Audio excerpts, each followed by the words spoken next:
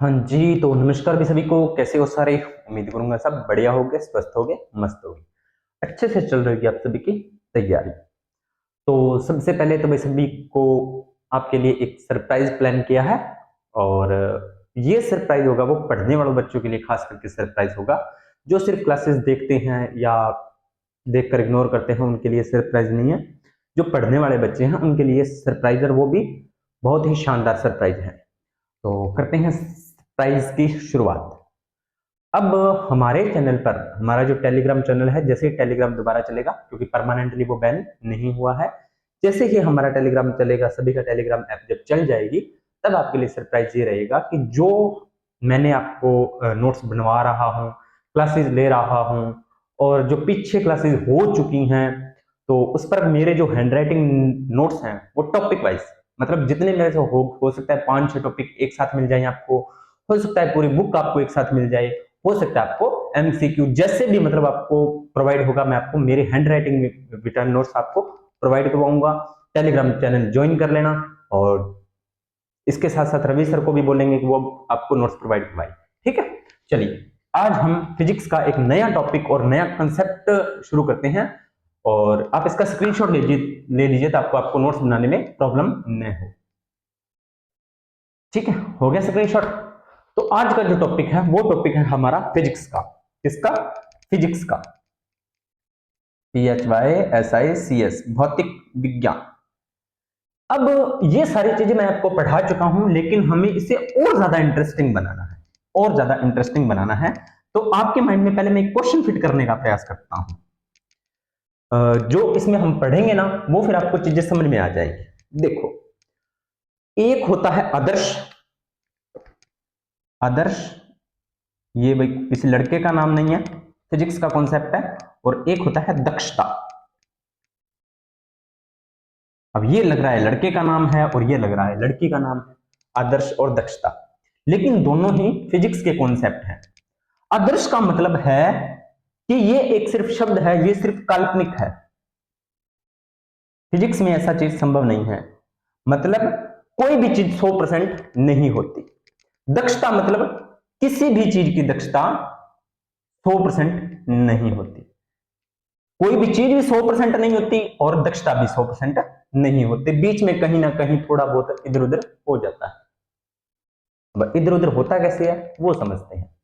मान लीजिए आपके पास, मेरे पास कोई बाइक है, और हमने जब बाइक खरीदी, जब हमने बाइक खरीदी कंपनी से, तब उसमें एक बूंद भी ऑयल का, पेट्रोल का, फ्यूल का नहीं था, एक बूंद भी नहीं था, यानी कि बिल्कुल खाली थी। तो कंपनी वालों ने हमें बोला कि ये बाइक है, आपको 50 किलोमीटर पर लीटर की एवरेज आपको प्रोवाइड करवाएगी। ठीक है, आपकी नई नई बाइक है, आपने कहा कि चलो ठीक है 50 किलोमीटर भी, 1 लीटर में टोटल कितना चलेगी? 50 किलोमीटर चलेगी। अब उसमें मीटर तो होता ही लगा, बाइक में मीटर तो लगा होता ही है। आपने कहा बहुत अच्छी बात है ये तो। आपने क्या किया, पूरा का पूरा 1 लीटर पेट्रोल डलवाया उसमें, सिर्फ चेक करने के लिए। कितना? 1 लीटर। कितना डलवाया? 1 लीटर पेट्रोल डलवाया। ठीक है, 1 लीटर पेट्रोल डलवा लिया आपने। फिर अब आप पेट्रोल डलवाकर वहां से बाइक स्टार्ट की, और आप लेके घर पे लेके आ गए, या जब तक आपका पेट्रोल खत्म नहीं हुआ तब तक आपने बाइक चलाई, तो आपकी बाइक लगभग चलेगी 48 किलोमीटर, या अगर मैं कहूं तो 50 से कम ही चलेगी, पूरी 50 नहीं चलेगी। कंपनी वालों ने क्या बोला है कि 50 किलोमीटर चलेगी, लेकिन चली कितनी? 50 तो चली नहीं, 50 से कम चली है। ज्यादा चलने का तो सवाल ही नहीं पैदा होता, 50 से कम ही चली है। तो आपके मन में सवाल आया कि कंपनी वालों ने झूठ बोला है? नहीं, कंपनी वालों ने झूठ नहीं बोला। तो फिर झूठ किसने बोला? किसी ने झूठ नहीं बोला। वास्तव में हुआ क्या कि आपका 1 लीटर फ्यूल है जो, वो 50 किलोमीटर के कार्य करने में पूर्णतः नहीं बदलता। बीच में उष्मा परिवर्तन होता है, उष्मा परिवर्तन होता है, उसमें ऊर्जा खर्च हो जाती है, उसमें फ्यूल खर्च हो जाता है। अब समझो कैसे। जैसे ही आपने पेट्रोल डलवाया, आपने बाइक की सेल्फ से बाइक स्टार्ट की। अब स्टार्ट करते ही बाइक थोड़ी दौड़ने लगेगी। जैसे आपने किक से या सेल्फ से बाइक को स्टार्ट किया, तो बाइक स्टार्ट करते ही थोड़ी दौड़ना लगेगी। वो आप उसको क्लच को कंट्रोल में करोगे, गियर लगाओगे, उसके बाद में धीरे धीरे आप बाइक को, तब उस समय में चाहे उसमें आपका 30 सेकंड ही समय लगा, उसमें कुछ ना कुछ फ्यूल यूज हुआ है, तो वो चलने के लिए, उसे कार्य करने के लिए पहले ऊर्जा देनी पड़ती है। ठीक है, तो ये कंसेप्ट है। अब हम इसको समझेंगे। ठीक है, कहानी क्या है, इस आपको नॉर्मल से एग्जांपल से मैंने आपको समझाया है। अब होगा क्या वास्तव में, कैसे होगा, क्यों होगा, वो सारी बातें हम यहाँ पर देखेंगे। कंफ्यूज मत होना, बोरिंग चैप्टर नहीं है। अगर इसको देखोगे तो आपको लगेगा कि सर बहुत बोरिंग है, लेकिन ये बोरिंग नहीं है, बहुत ही इंटरेस्टिंग है। बोरिंग तो बिल्कुल भी नहीं है। चलिए करता हूं शुरू। चैप्टर का नाम है ऊष्मागतिकी या थर्मोडायनेमिक्स। ऊष्मागतिकी या थर्मोडायनेमिक्स। ठीक है, याद रखना है ऊष्मागतिकी। यहां से एग्जामिनर क्वेश्चन उठाता ही उठाता है। और अगर आप 11th में साइंस लेना चाहते हो तो ये अगर आपको टॉपिक कर लोगे, तो जब आपकी 11th की आप फिजिक्स पढ़ोगे तो वहां पर आपको प्रॉब्लम नहीं आएगी, वहां पर आपको ये प्रॉब्लम नहीं आएगी। तो करते हैं शुरू। पहला कंसेप्ट क्या है, ऊष्मागतिकी। तो इसकी डेफिनेशन क्या है, भौतिक विज्ञान की वह शाखा, यानी कि यह फिजिक्स की कोई शाखा है जिसके अंतर्गत ऊष्मीय ऊर्जा का यांत्रिक ऊर्जा में बदलना, रासायनिक ऊर्जा में बदलना, विद्युत ऊर्जा के साथ संबंध के बारे में अध्ययन किया जाता है। क्या कह रहा है ये कि ऊष्मीय ऊर्जा, कौन सी, ऊष्मीय ऊर्जा किसमें बदलेगी, या तो यांत्रिक ऊर्जा में, यानी कि कोई ना कोई कार्य करेगी, या रासायनिक ऊर्जा, जैसे ग्लूकोज वगैरह हो गया ना, वो रासायनिक ऊर्जा होती है, एटीपी वगैरह, या आपकी विद्युत ऊर्जा हो गई, विद्युत ऊर्जा इलेक्ट्रिसिटी। इन सभी में परिवर्तन, और इन सभी के साथ ऊष्मीय ऊर्जा का यांत्रिक ऊर्जा के साथ क्या संबंध है, या कैसे ये परिवर्तन होता है, या विद्युत ऊर्जा के साथ क्या संबंध है, या रासायनिक ऊर्जा के साथ क्या संबंध है, इन सभी के बारे में हम पढ़ते हैं ऊष्मागतिकी के अंदर। पहली बात क्लियर। अब यहां पर आपको एक बात समझनी होगी, ये बात क्या होती है कि ब्रह्मांड का एक नियम है, वो हम आगे पढ़ेंगे, लेकिन एक नॉर्मली बेसिक तरीके से मैं आपको बताता हूं कि जो ब्रह्मांड की कुल ऊर्जा है ना, वो संरक्षित रहती है। यानी कि आप ऊर्जा को ना तो नष्ट कर सकते हो और ना ही उसे बना सकते हो। ऊर्जा को ना तो आप नष्ट कर सकते हो और ना ही आप बना सकते हो। तो फिर आप उसका रूप को कन्वर्ट कर सकते हो, रूप को कन्वर्ट कर सकते हो। कैसे, देखो कैसे। आपके पास मोबाइल है, मोबाइल से आप टॉर्च जलाते हो, तो टॉर्च जली कैसे, सर हमारे फोन में बैटरी है, बैटरी में ऊर्जा कहां से आई, विद्युत से। विद्युत ऊर्जा से आपको उसने किसमें बदल दिया, प्रकाशीय ऊर्जा में। विद्युत ऊर्जा से किसको बदल दिया, प्रकाशीय। सिर्फ आपने ऊर्जा को कन्वर्ट किया है, ऊर्जा को आपने नष्ट नहीं किया और ना ही आपने ऊर्जा को बनाया है। अब आपके माइंड में कंसेप्ट होगा, सर विद्युत ऊर्जा तो थर्मल में बनती है, किस चीज से बनती है, टरबाइन घूमते हैं, यांत्रिक ऊर्जा, सोलर ऊर्जा, सॉरी प्रकाशीय ऊर्जा, यांत्रिक ऊर्जा, रासायनिक ऊर्जा, इनसे कन्वर्ट करके विद्युत ऊर्जा बनाई जाती है। तो ये चीजें कन्वर्ट होती रहती हैं। जो संपूर्ण ऊर्जा होती है ना, वो नियत रहती है, संरक्षित रहती है, उसमें कोई चेंज नहीं होता।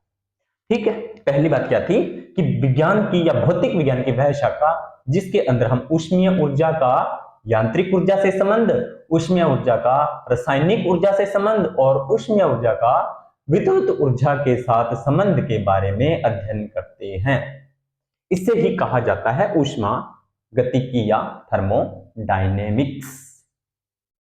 इतनी बात आपको क्लियर हो गई होगी। अगला है ऊष्मागतिकी के नियम। ऊष्मागतिकी के नियम, वो हम नियम देखते हैं, कितने नियम है या क्या क्या नियम है। तो ऊष्मागतिकी का जो पहला नियम है, वो पहला नियम क्या बात कहता है, और ये सारे नियम ऐसे ही नहीं बने, किसी ने अपनी मर्जी से ये नियम नहीं बनाए। ये नियम वास्तव में सैद्धांतिक होते हैं, प्रैक्टिकल होते हैं। ठीक है, तो पहला नियम का नाम है ऊर्जा संरक्षण का नियम। तो डायरेक्ट क्वेश्चन आ सकता है कि ऊष्मागतिकी का प्रथम नियम का दूसरा नाम क्या है, तो आप कहोगे कि ऊर्जा संरक्षण का नियम, या आप कहोगे कि ऊर्जा संरक्षण का नियम ऊष्मागतिकी का कौन सा नियम है, पहला नियम है, दूसरा नियम है, तीसरा नियम है या चौथा नियम है, तो आप कह दोगे पहला नियम है। ठीक है, इतनी बात, आपका पहला क्वेश्चन तो आपका यही बन गया। तो पहला नियम कहता क्या है, बड़े प्यार की बात कहता है ये कि किसी निकाय को दी जाने वाली ऊष्मा दो प्रकार के रूप में कार्य में खर्च होती है। मतलब क्या इस बात का? अब देखो, निकाय और परिवेश दो एक अलग शब्द आ गए हैं, निकाय और परिवेश। अब निकाय क्या होता है? मान लीजिए ये मैं हूं या आप हो या कोई भी XYZ पर्सन है या कोई वस्तु है, कुछ भी मान लो आप, ये तो हो गया बंदा निकाय। और इसके बाद में आहार बार इसके जितने भी चीजें हैं, यानी कि ये जो पर्यावरण है इससे बोला जाता है, या अपन पर्यावरण या ब्रह्मांड कह सकते हो आप, इसे कहा जाता है परिवेश। और ऊष्मागतिकी का जो नियम है या ऊष्मागतिकी का जो चैप्टर है वो इन दो कंसेप्ट पर ही आधारित होता है। उस निकाय और परिवेश की ही बात होती है, निकाय और परिवेश की ही बात होती है। अब ये कह रहा है कि किसी निकाय को दी गई ऊष्मा, आप किसी निकाय को ऊष्मा देते हो, किसी भी निकाय को ऊष्मा देते हो, तो वो दो आपने ऊष्मा दी, वो दो प्रकार से खर्च होगी। अब सीधी सी बात है, ऊर्जा खर्च होगी तो कहां पर खर्च होगी?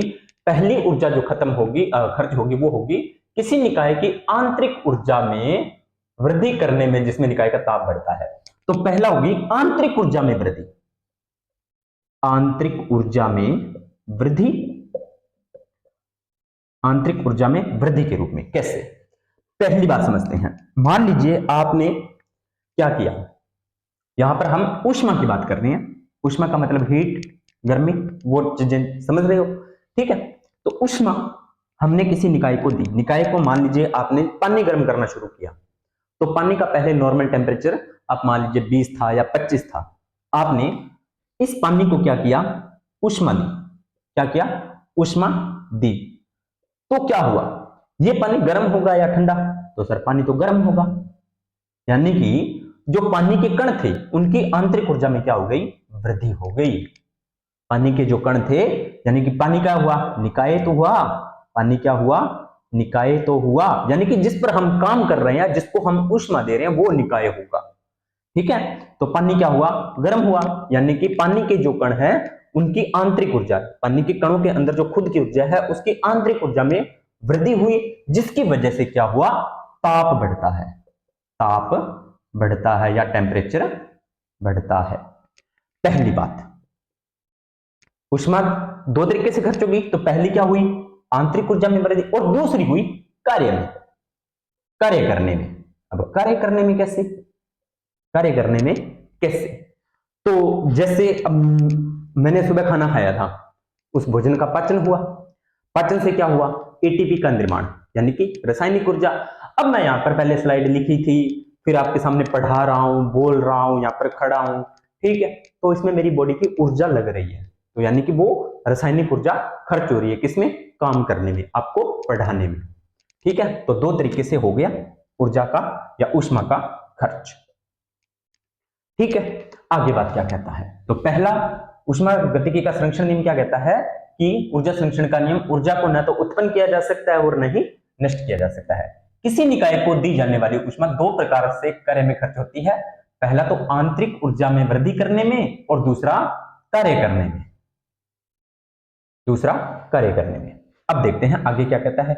यदि इस नियमानुसार निकाय को दी गई ऊष्मा Q, अब देखो यहां पर थोड़े छोटे छोटे डेरिवेशन करने पड़ेंगे, क्योंकि एग्जाम में डेरिवेशन से डायरेक्ट क्वेश्चन आ जाते हैं।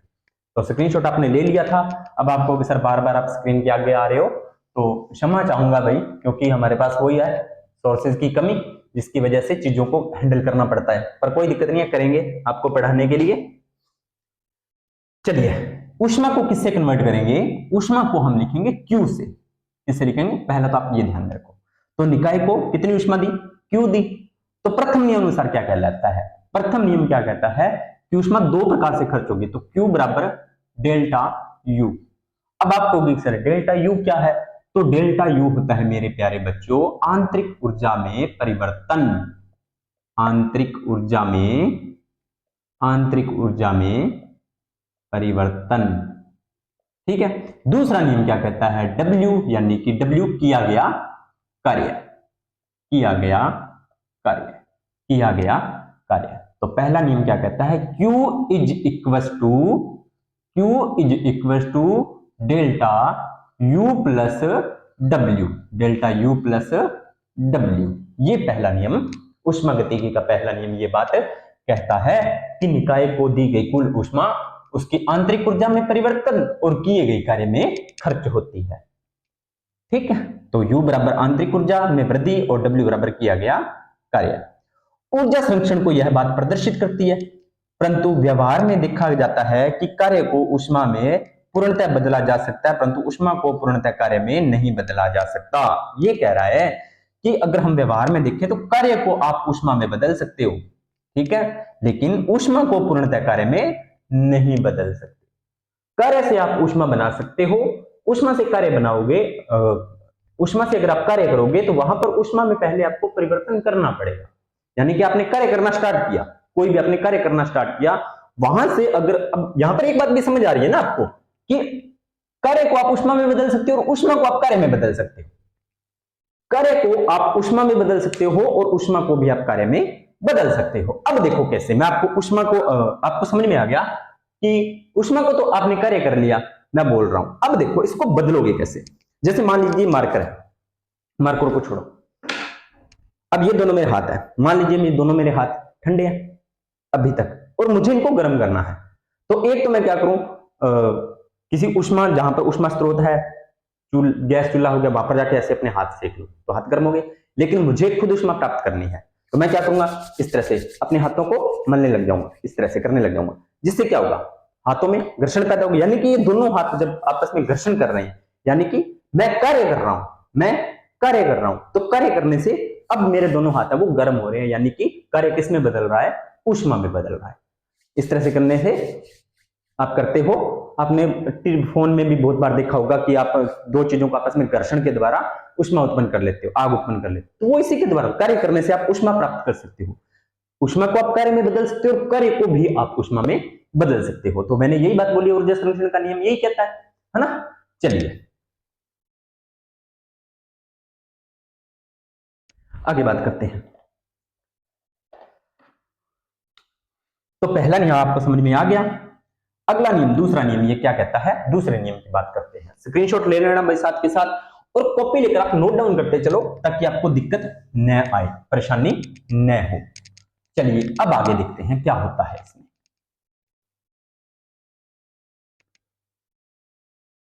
ऊष्मागतिकी का द्वितीय नियम, इसे बोलते हैं उत्क्रम ताप का नियम, सॉरी उत्क्रम माप का नियम, उत्क्रम माप का नियम।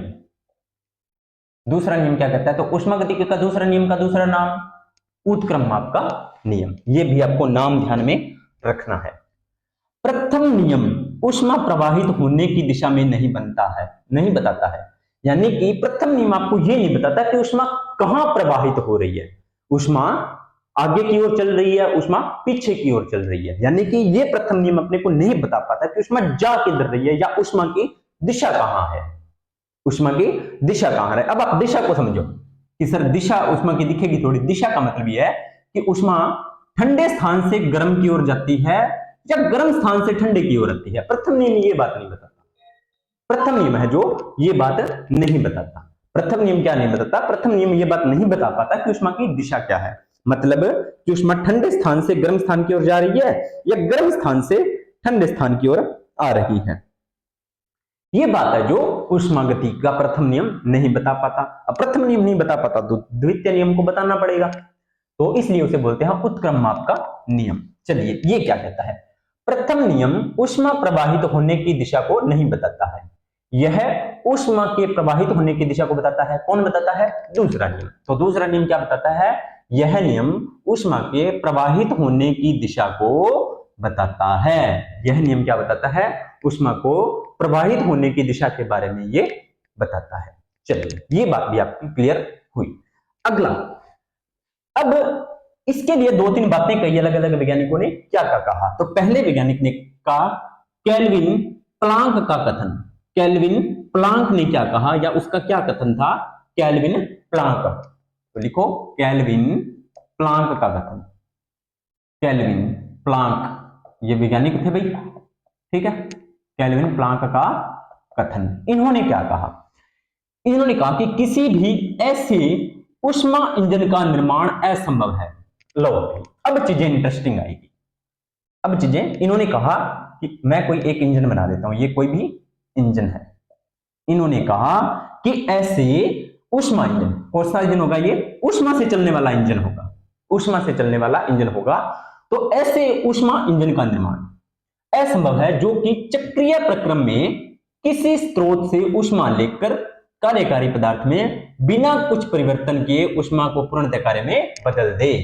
लो इसने ये कहा कि आप ऐसा ऊष्मीय इंजन नहीं बना सकते या बनाना असंभव है जिसने मान लीजिए ऊष्मा 100% ऊष्मा ली, जिसने क्या किया 100% ऊष्मा ली और इस 100% ऊष्मा को 100% कार्य में बदल दिया। 100% ऊष्मा ली और इस इंजन ने पूरी की पूरी ऊष्मा को किसमें कन्वर्ट कर दिया? कार्य में बदल दिया। ऐसा आप इंजन नहीं बना सकते। क्यों? अब इंजन बनाना जो चक्रीय प्रक्रम, चक्रीय प्रक्रम का मतलब क्या होता है कि आप कार्य से ऊष्मा बना सकते, ऊष्मा से कार्य। आगे बात करेंगे इसके बारे में। अभी आप इतना समझो कि ऊष्मा को आप पूर्णतः कार्य में नहीं बदल सकते। ऐसा इंजन अभी तक आप नहीं बना सकते। क्यों नहीं बना सकते? क्योंकि आपको जहां से आपने ऊष्मा ली है और जो आप कार्य करने जा रहे हो तो उसमें कुछ परिवर्तन करना होगा। आपको यहां पर क्या होगा? परिवर्तन होगा। यहां पर क्या होगा? परिवर्तन। निश्चित रूप से क्या होगा? परिवर्तन होगा। जो मैंने अभी आपको बताया था कि जो बाइक का इंजन होता है उसको आप फ्यूल देते हो, है ना? अब यहां से आपने फ्यूल दिया और इसने कार्य किया, तो ऐसे नहीं कि पूरा का पूरा कार्य करे, यहां पर भी कुछ खर्च होगा, यहां पर भी कुछ खर्च होगा ही होगा, क्योंकि बीच वाले बंदे को कुछ ना कुछ तो चाहिए। फ्री में तो कोई काम नहीं करता ना, फ्री में तो कोई काम नहीं करता। तो ये नियम भी यहीं पर ये बात कहता है। ठीक है, इस प्रकार इंजन की दक्षता सदैव 1 से कम होती है। यानी कि आप कहो कि 100% ऊष्मा दी और 100% हमने कार्य प्राप्त कर लिया, तो रिजल्ट आता है 1, जो कि असंभव है। तो इसका रिजल्ट कितना आएगा? रिजल्ट आएगा 1 से कम। 1 से क्या आएगा? कम आएगा। यानी कि 50 1 किलो, आपको जो मैंने अभी आपको बताया था बाइक वाला एग्जांपल, कि 1 लीटर में 50 किलोमीटर अगर चलता है तो वो नहीं चलेगा। उसका रिजल्ट कितना आएगा? 1 से कम ही आएगा। रिजल्ट कितना आएगा? 1 से कम ही आएगा। इस प्रकार दक्षता सदैव 1 से कम होती है। यहां पर कभी कभी आपको 100 भी मिल सकता है, 100 से कम होती है। तो मैंने यही बोला है कि आप ऊष्मा को पूर्णतः कार्य में नहीं बदल सकते। ठीक है, तो दक्षता, अब आदर्श आपको समझ में आएगा। दक्षता का मतलब होता है कि कार्य करने की दर, वो कितनी ऊष्मा में कितना कार्य कर रहा है, कितनी ऊष्मा में कितना कार्य कर रहा है, वो होती है दक्षता। तो दक्षता को लिखते हैं प्यारे बच्चों नीटा से। किससे लिखते हैं? नीटा। नीटा कोई लड़की का नाम नहीं है भाई, कहीं आप बोलोगे सर आप तो लड़कियों के नाम ले रहे हो। नीटा कोई लड़की का नाम नहीं है, ये सिंबल होता है। क्या होता है? ये सिंबल होता है। इससे लिखते हैं इसे, मतलब आप स्मॉल एन बनाइए छोटा सा इस तरह से, और इसको थोड़ा लेंथी कर दीजिए, तो ये बन गया नीटा। क्या बन गया? नीटा। और ये होती है दक्षता। तो इसका सूत्र क्या होता है? किया गया कार्य जो आप ऊष्मा देते हो, तो ऊष्मा अवशोषित ऊष्मा की Q1, कि इंजन ने कितनी ऊष्मा अवशोषित की है। इंजन ने ऊष्मा अवशोषित, कि इंजन ने कितनी अवशोषित ऊष्मा है जो की है। तो केल्विन का कथन का आपको ये डेरिवेशन भी याद रखना होगा। चलिए, इतनी बात भी आपको समझ में आ गई होगी। अब आपकी क्लास बनाने के लिए मैं कूलर नहीं चला रहा हूं। क्यों? क्योंकि फिर वो इस कूलर की आएगी, मेरी वो साइज की नहीं, और गर्मी लग रही है बहुत ज्यादा। पर कोई बात नहीं, हम पढ़ेंगे, कंफर्ट जोन से बाहर निकलेंगे तभी कुछ कर पाएंगे ना। पर कोई बात नहीं। चलिए अगली बात है क्लासियस का कथन। दूसरे नियम में पहला तो क्या बोला? केल्विन ने क्या बोला कि आप ऐसा कोई भी इंजन नहीं बना सकते जो पूर्णतः ऊष्मा को कार्य में बदल दे। अब क्लासियस भी कम थोड़ी है, वो कहेगा मैं भी कुछ बोलूंगा। क्लासियस कह रहा है कि मैं भी तो कुछ बोलूंगा। अब क्लासियस ने क्या बोला कि ऐसी किसी भी स्वचालित मशीन होती है प्यारे बच्चों जो अपने आप चलती है, जैसे बाइक हो गई, कार हो गई। अब आप कहोगे सर वो तो हम चलाते हैं। अरे आप उसमें यांत्रिक कार्य नहीं करते, आप बस उसको कमांड देते हो। स्वचालित मशीन का मतलब होता है जो अपने आप चलती है, आप सिर्फ उसे कमांड देते हो चलाने के लिए। स्वचालित मशीन जैसे अपने आप चलती है। अब चलाने वाली मशीन जैसे साइकिल होगी, वो हम खुद ही चलाते हैं, उसमें हम कोई भी फ्यूल नहीं डालते। साइकिल में कभी फ्यूल डालते हो? नहीं डालते, उसे हम खुद ही चलाते हैं अपने हाथों से पैरों से। ठीक है, लेकिन बाइक को अपने यांत्रिक अपने कार्य नहीं करते उस पर, अपने सिर्फ कार्य कौन करता है? फ्यूल करता है, अपने बस उसे कमांड देते हैं, बैठे रहते हैं गाड़ी में आराम से, है ना। तो स्वचालित मशीनें क्या होती हैं? जो अपने आप चलती हैं। तो क्लासिस ने कहा कि किसी भी ऐसे स्वचालित मशीन का निर्माण असंभव है जो चक्रीय प्रक्रम में बिना किसी बाह्य ऊर्जा की सहायता से ऊष्मा को ठंडी वस्तु से गर्म वस्तु तक पहुंचा सके। ये बात भी बिल्कुल सही है। अब ध्यान से पढ़ो इस बात को, आपको पहली बार पढ़ोगे तो आपको लगेगा सर क्या ये समझ में नहीं आ रहा। देखो इसने कहा है कि स्वचालित मशीन, आप कोई भी ऐसी स्वचालित मशीन नहीं बना सकते जो चक्रीय प्रक्रम। अब चक्रीय प्रक्रम का मतलब आपको सिर्फ यानी कि शुरू होने से पहले, यानी कि शुरू करने के लिए, शुरू करने के लिए। अब जैसे शुरू करने, अब स्वचालित मशीन, सपोज दैट आपने कार ले ली, ठीक है। अब मुझे ज्यादा सुंदर कार बनानी नहीं आती है भाई, हल्की सी बना रहा हूं। ये आपने कार बना ली, ये आपने कार ले ली। अब ये कार खड़ी है, आप इसे चलाने के लिए सबसे पहले आप इसमें अंदर बैठोगे, अंदर बैठकर आप इसकी सिर्फ चाबी लगाकर सिर्फ स्टार्ट करोगे। तो जब वो सिर्फ स्टार्ट हो रही है तो उसे भी ऊर्जा आप बाहर से देते हो। बाहर से मतलब उसके अंदर बैटरी होती है गाड़ी के अंदर, यानी कि जो ये सिर्फ काम करती है ना, जो ये सिर्फ काम करती है, वो किस पर काम कर रही है? इंजन को चलाने के लिए। सिर्फ किसको काम कर रही है? इंजन को चलाने के लिए। बाद में गाड़ी को कौन चलाएगा? गाड़ी को इंजन चलाएगा। तो पहले इंजन को चलाना पड़ेगा। तो इंजन को चलाने के लिए हमें ऊर्जा देनी पड़ेगी बाहर से। तो बाहर से ऊर्जा कौन देगा? ये बैटरी देगी। यानी कि सेल्फ स्टार्ट करेंगे तो पहले इंजन को ऊष्मा देनी पड़ेगी। इंजन अपने आप नहीं काम करेगा, उससे पहले स्टार्ट करना पड़ेगा, उसे पहले स्टार्ट करना पड़ेगा, फिर वो काम करेगा, फिर वो काम करेगा। तो पहले हमें बाहर से ऊष्मा देनी पड़ती है, समझ भाई। अब ये इंजन स्टार्ट होने के बाद में तो गाड़ी चली जाएगी, बाद में थोड़ी आप सिर्फ उसको बार बार लगाते रहोगे, नहीं लगाते रहोगे। गाड़ी बंद खड़ी है, आपने सिर्फ स्टार्ट किया, जब आपने इस गाड़ी में सिर्फ लगाई, तब सिर्फ को लगाने के लिए ऊर्जा जो मिली है वो कहां से मिली है? आपने बाहर से ऊष्मा दी है, यानी कि बैटरी। अब आप कहोगे सर गाड़ी तो, बैटरी तो गाड़ी के अंदर है, मतलब वो नहीं है, मतलब आप समझ, ये अलग, ये ऊर्जा है वो अलग है। हम सिर्फ इंजन के बारे में पढ़ रहे हैं। तो इंजन ने अपनी मर्जी से तो इंजन नहीं स्टार्ट हुआ ना, आपने उसको कमांड दी है। कमांड देने के लिए आपने ऊर्जा कहां से ली है? इस बैटरी से ऊर्जा ली है सिर्फ मारने के लिए। जैसे ही सिर्फ लगी, गाड़ी स्टार्ट हुई, स्टार्ट हुई, स्टार्ट होने के बाद में उसमें फ्यूल खर्च होना शुरू हो गया। यानी कि पहले आपने बाहरी रूप से ऊर्जा का उपयोग किया है। कहां से उपयोग किया है? बाहरी ऊर्जा से उपयोग किया है, ठीक है। तो दूसरा नियम क्या कहता है कि चक्रीय प्रक्रम में बिना किसी बाह्य ऊर्जा, तो बाह्य ऊर्जा कौन सी होगी? ये बैटरी वाली, की सहायता से ऊष्मा को ठंडी, अब फ्यूल है, सिर्फ स्टार्ट हुआ, इंजन अब क्या करेगा? फ्यूल का यूज करेगा। फ्यूल का यूज करके उसको, इंजन को गर्म करेगा और इंजन को चलाने में सहायता करेगा और आपकी गाड़ी कंटिन्यू हो जाएगी, चलने लगेगी।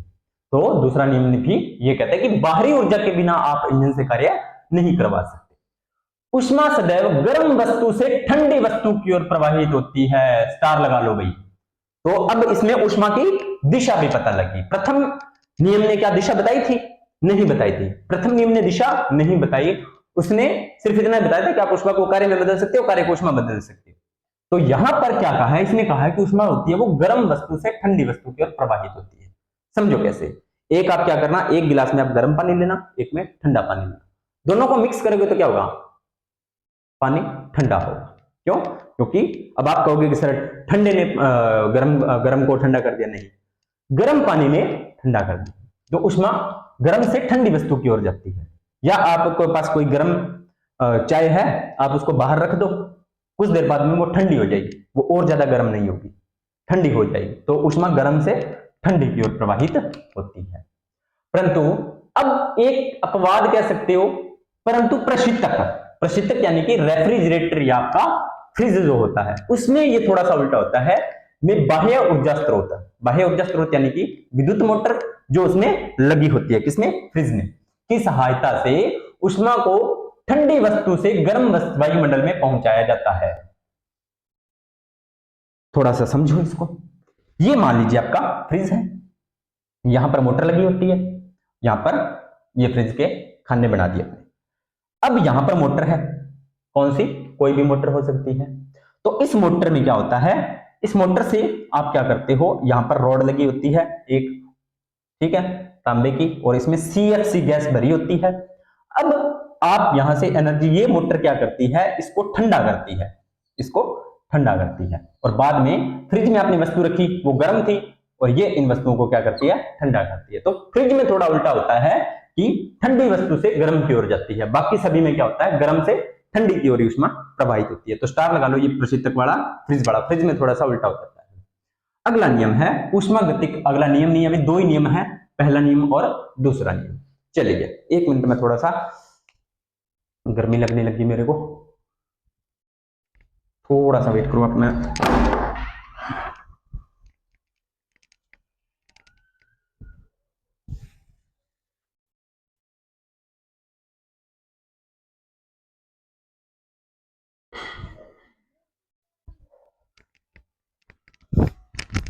चलिए भाई, बहुत गर्मी है। अगला कॉन्सेप्ट क्या है वो देखते हैं, ऊष्मागतिक निकाय और प्रक्रम। अब निकाय, ऊष्मागतिक निकाय क्या होता है उसके बारे में थोड़ा सा अपने पढ़ लेते हैं। ऊष्मागतिक निकाय के बारे में इतना आपको समझ में आ गया। अब ऊष्मागतिक निकाय क्या है उसको थोड़ा सा समझते हैं। हो सकता है क्लास है जो आपकी लेंथ ही जाए, ठीक है, तो क्लास को छोड़ के बीच में जाना नहीं है, क्योंकि यहां से आपके बहुत क्वेश्चन राइट हो सकते हैं। ऊष्मागतिक निकाय क्या है वो देखते हैं। तो वह निकाय जिसकी अवस्था को, जैसे आयतन एक अवस्था होती है निकाय, अब निकाय जिस पर अपने काम कर रहे हैं उसकी बात होगी, तो उसका आयतन में दाब ताप के पदों में व्यक्त किया जा सकता है। तो निकाय क्या होता है, जिसकी अवस्था को आप आयतन में व्यक्त कर सकते हो, दाब में व्यक्त कर सकते हो, या ताप में व्यक्त किया जा सकता हो, वो होगा उसका निकाय प्रक्रम। सिलेंडर में भरी गैस, फुटबॉल में भरी हवा, ये निकाय होते हैं, ठीक है। अगला है प्रक्रम क्या होता है। निकाय समझ में आ गया, सिलेंडर में भरी गैस और फुटबॉल में भरी हवा। प्रक्रम किसी निकाय को दाब, आयतन और ताप को एक अवस्था से दूसरी अवस्था में ले जाने के लिए जिस प्रक्रम को अपनाया जाता है वही क्या होता है, ऊष्मागतिक प्रक्रम। तो सीधी सी बात है, किसी भी निकाय है, निकाय यानी कि मान लीजिए अब ये डस्टर भी क्या एक निकाय है, इसके अगर हम आयतन में परिवर्तन करना चाहें, इसके दाब में परिवर्तन करना चाहें, इसके ताप में परिवर्तन करना चाहें, या इन तीनों की अवस्था में परिवर्तन करें, तो हमें क्या करना होगा, ऊष्मा देनी होगी, हमें एक प्रोसेस अपनाना होगा। हमें क्या करना पड़ेगा, एक प्रोसेस अपनाना होगा। दोबारा से देखो, जैसे बर्फ क्या है, एक निकाय है, कौन सी अवस्था में होता है, ठोस में होता है। ताप क्या होता है, कम होता है, ठीक है। लेकिन अब इसे अपने क्या करना है, जल बनाना है, तो अपने आप तो बनेगा नहीं, कोई ना कोई काम तो करना पड़ेगा। तो क्या करना पड़ेगा, इसका ताप देना पड़ेगा। तो यहां से यहां तक पहुंचने के लिए हमने जो चीजें अपनाई है, हमने जो अवस्थाएं अपनाई है, हमने जो प्रक्रिया अपनाई है, वही होता है ऊष्मागतिक प्रक्रम। क्या होता है, ऊष्मागतिकी प्रक्रम। दोनों बात, जिस पर हम काम कर रहे हैं वो निकाय, और जिस तरीके से हम चीजों को कन्वर्ट कर रहे हैं वो होता है प्रक्रम। यह दो प्रकार का होता है, एक तो होता है चक्रीय और एक होता है दो नहीं, ये दो तीन प्रकार का होता है, चक्रीय, समदाबी, सम आयतनिक, समदापी, ये 4-5 प्रक्रम है, और एक रुद्धोष्म। देखते हैं, पहला है चक्रीय प्रक्रम। चक्रीय का मतलब क्या होगा कि एक चक्र बनेगा बस इस तरीके से। तो देखते हैं कैसे, जब कोई निकाय विभिन्न अवस्था से होकर प्रारंभिक अवस्था में लौट आता है, यानी कि सुबह का भूला शाम को घर आ जाए तो उसे भूला नहीं कहते, है ना। सुबह का भूला शाम को घर आ जाए तो उसे भूला नहीं कहते। तो चक्रीय प्रक्रम भी इसी बात पर आधारित है कि जब कोई निकाय विभिन्न अवस्था से होकर, चाहे वो ठोस में हो, द्रव में हो, ताप में परिवर्तन हो, दाब में परिवर्तन हो, आयतन कम हो, आयतन ज्यादा हो, कैसे ही करके वो वैसे का वैसे दोबारा से उसी अवस्था में आ जाए, तो उसे बोलेंगे चक्रीय प्रक्रम। देखो, जैसे ये बर्फ थी, बर्फ से क्या बना, जल बना, जल से क्या बनी, वाष्प बनी, वाष्प से वापस जल बना, ठीक है, जल से वापस बर्फ बनी। तो ये सारा कौन सा प्रोसेस होगा, चक्रीय प्रक्रम होगा।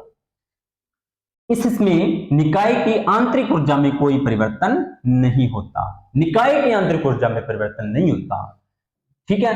तो डेल्टा U बराबर 0, तो डेल्टा W बराबर भी 0। निकाय को दी गई कुल ऊष्मा उसके किए गए कार्य के बराबर होती है। तो निकाय को दी गई ऊष्मा उसके किए गए कार्य के बराबर होती है। इसमें कोई चक्रीय प्रक्रम में कोई ऊर्जा परिवर्तन नहीं होता और कार्य में भी परिवर्तन नहीं होता। तो जितनी आपने ऊष्मा दी वो डायरेक्ट किसमें बदल जाएगी, डायरेक्ट आपकी कार्य में बदल जाएगी। अगला है समदाबी। इस प्रक्रम में अवधि में निकाय का दाब एक समान रहता है। समदाबी, सम का मतलब समान, दाब का मतलब दाब, दाबी का मतलब दाब, यानी कि इस प्रक्रम में क्या होगा, टेम्परेचर जो आपका प्रेशर होगा वो सेम रहेगा, नियत रहेगा। ठीक है, तो T P is equal to constant, zero नहीं लिखेंगे, कॉन्स्टेंट लिखेंगे।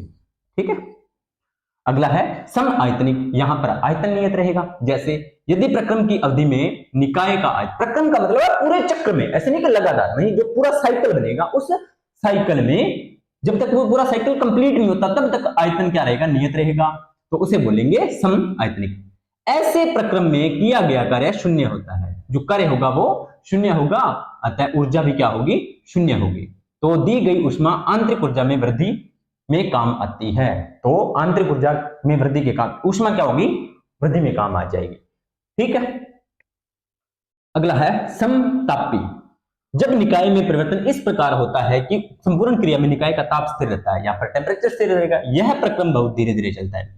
इसको स्टार लगाओ। समतापी जो प्रक्रम होता है वो बहुत ही धीरे धीरे चलता है, ताप नियत रहेगा और प्रक्रम क्या चलेगा, धीरे धीरे चलेगा। जैसे जैसे अपन जब इसके एमसीक्यू करेंगे ना तब आपको और ज्यादा मजा आएगा पढ़ने में। अभी जितना है बुक्स में मैं उतना ही आपको करवा रहा हूँ। 11th क्लास की जब आप बायोलॉजी फिजिक्स पढ़ते हो तो उसमें बहुत प्रकार से आपको करवाया जाता है, पूरा डेरिवेशन।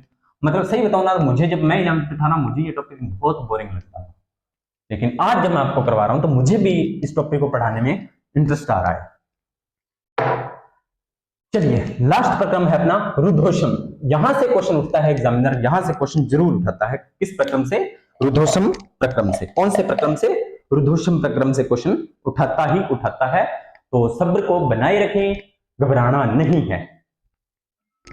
ठीक है, तो रुद्धोष्म प्रक्रम, जब निकाय में परिवर्तन इस प्रकार होता है कि निकाय को न तो बाहर से ऊष्मा दी जाती है और न ही बाहर से ऊष्मा ली जाती है, तो यह जो प्रक्रम होता है वो बंद प्रकार का प्रक्रम होता है,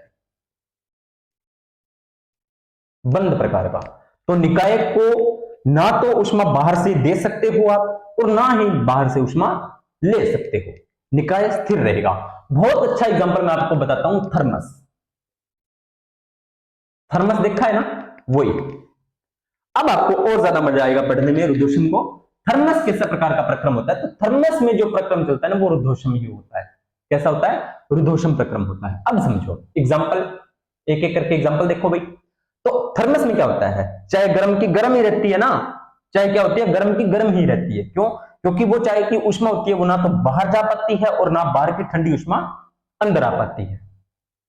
तो थर्मोस पूरा का पूरा बंद प्रकार का होता है, तो यह प्रक्रम बंद प्रकार का प्रक्रम होता है, यह भी आपको ध्यान रखना है।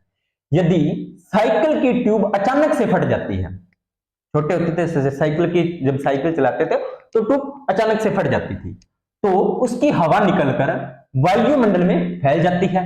इस अचानक फैलाव के कारण वह वायुमंडल से ऊष्मा नहीं ले पाती और इस प्रसार के लिए ऊष्मा अपनी आंतरिक ऊर्जा से ग्रहण करती है, आंतरिक ऊर्जा काम में लेकर जिस वायु में काफी कम हो जाता है। ये कह रहा है कि जब साइकिल चल रही होती है, अचानक से ट्यूब फट जाती है, तो जब वो फटती है तो वो इतनी तेजी से फटती है कि वो वायु होती है, जो ट्यूब में जो हवा भरी होती है, वो वायुमंडल से ऊष्मा ग्रहण नहीं कर पाती, जिसकी वजह से वो अपनी ही कण, यानी कि हवा के अंदर कण होते हैं, वो अपनी ही आंतरिक ऊर्जा का उपयोग करके, अपनी ही आंतरिक ऊर्जा का उपयोग करती है, जिससे उसकी आंतरिक ऊर्जा उपयोग, अपनी आंतरिक ऊर्जा का उपयोग करेगी तो सीधी सी बात है उसकी आंतरिक ऊर्जा कम हो जाएगी और जिससे उस वायु का ताप भी क्या हो जाता है, कम हो जाता है।